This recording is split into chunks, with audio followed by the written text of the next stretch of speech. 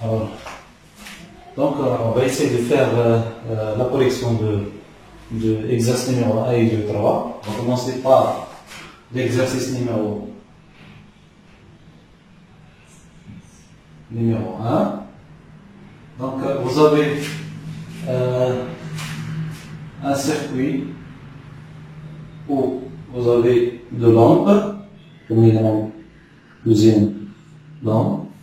Donc, la question qui se pose, c'est déterminer le sens de courant dans le montage suivant. Et vous avez encore une autre lampe. Alors, on a dit le sens de courant. Donc, puisque vous avez ici quoi? Un générateur. Donc, le plus long, c'est le bord positif.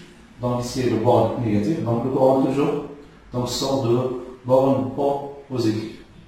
Ensuite, vous avez une nœud. Donc, ici, vous aurez 1 par exemple. Ici, vous avez I2. Ici, vous avez encore un nœud. Ça veut dire que vous aurez et 3, et vous aurez et 4, ainsi de suite. De toute façon, le sens de courant, c'est le véhicule qui nous intéresse. Voilà, c'est le sens de courant. Voilà. Et finalement, voilà le sens de courant dans ce circuit-là. D'accord? Maintenant, on passe vers l'exercice numéro 2.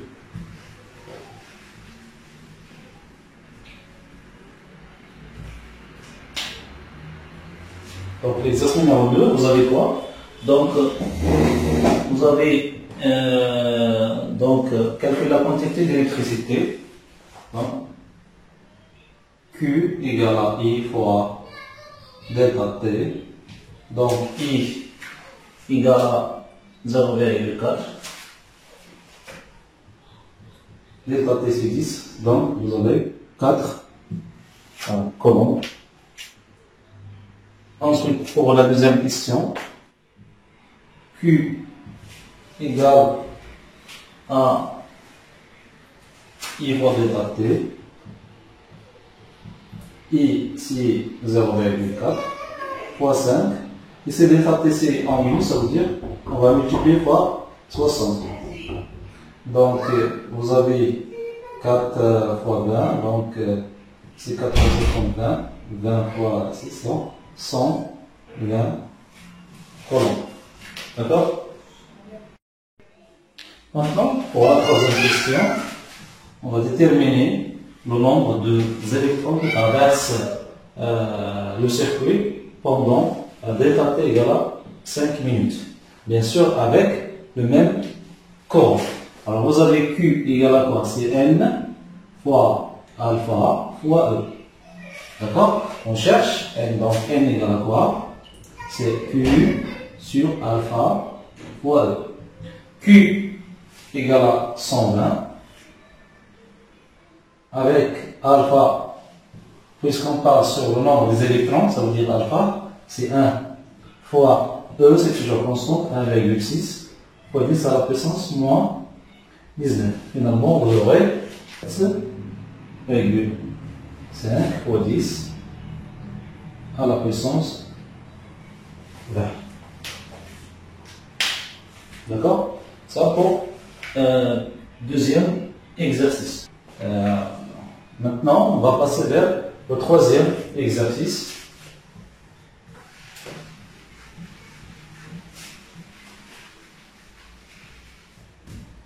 Donc, exercice numéro 3. Alors, au début, vous avez un circuit, un générateur. Vous avez l'anode. Vous avez la cathode.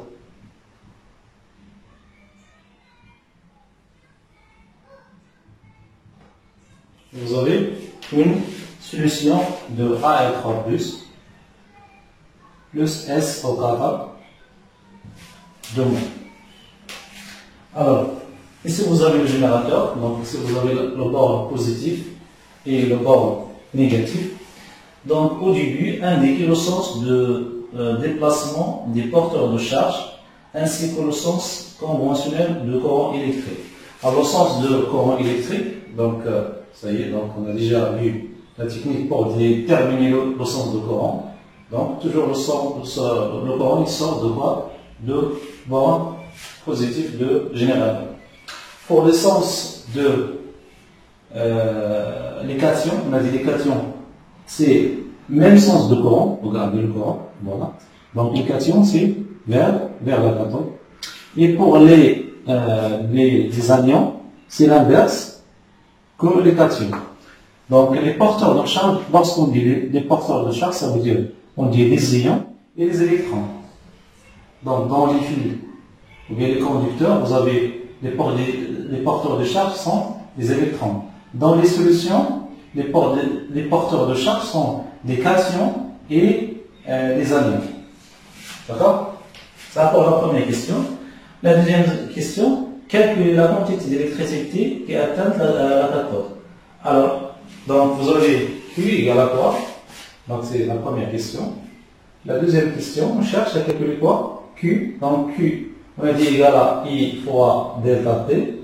Alors, la valeur, on n'a pas la valeur de le courant et la valeur de la durée. Donc on utilise la deuxième relation pour déterminer Q. Donc Q égale à N fois alpha fois E. Alors, vous avez pour l'aluminium, donc vous avez le nombre N de l'aluminium, si vous voulez A est en plus, donc égal à 10 à la puissance 15, c'est 10 à la puissance 15. Alpha pour l'aluminium c'est 3, E égale à 1,6,10 à la puissance moins 19 coulombs. Donc on peut calculer quoi? Q. Donc finalement Q égale à quoi dans ce cas-là? C'est 10 à la puissance 5 fois 3 fois 1,6 fois 10 à la puissance moins 19. Alors 4,8 fois 10 à la puissance moins 14, pardon 15 ici, ça veut dire moins 4 coulombs. D'accord? Ça pour la première question. Troisième question. 2. Donc Q, toujours les constantes. Si vous avez calculé Q soit par cette relation ou bien avec cette relation, toujours vous aurez la même valeur dans tout le circuit. Donc Q égale à N fois alpha fois E. Donc N de SO4 de moins, c'est-à-dire le nombre de S4 de moins, égale à quoi dans ce cas-là? C'est Q sur alpha fois E. Q, la valeur de Q c'est 4,8 fois 10 à la puissance moins 4. Alpha dans ce cas-là c'est 2 fois 1,6 fois 10 à la puissance moins 19. D'accord? Donc 1,5 fois 10 à la puissance 15. Là. Maintenant, on passe vers la quatrième question.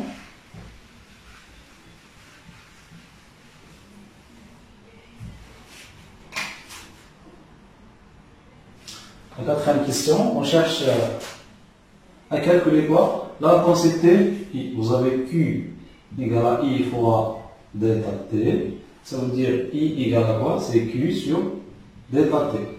Q égale à combien? C'est 4,8 fois 10 à la puissance moins 4 sur delta T. Delta T, dans ce cas, c'est 1 minute, ça veut dire 1 fois 60.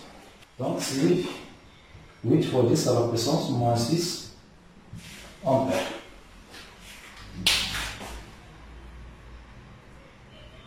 Maintenant, on cherche le nombre de quoi? Le nombre des électrons. Bien sûr, on va utiliser la même relation. On cherche le nombre des électrons. Ça veut dire, la différence ici, c'est quoi? C'est alpha. Donc, les électrons, alpha égale à combien? C'est 1. On va utiliser même relation.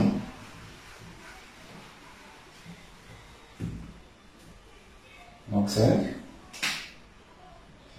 Donc Q égale à N fois alpha fois E. Donc N pour les électrons maintenant, ça veut dire le nombre des électrons égale à Q sur alpha fois Q c'est 4,8 fois 10 à la puissance moins 4. Alpha dans ce cas-là c'est 1 fois 1,6 fois 10 à la puissance moins 19. Donc c'est 3 fois 10 à la puissance 15. Donc, là, donc on a terminé la collection de 3 exercices.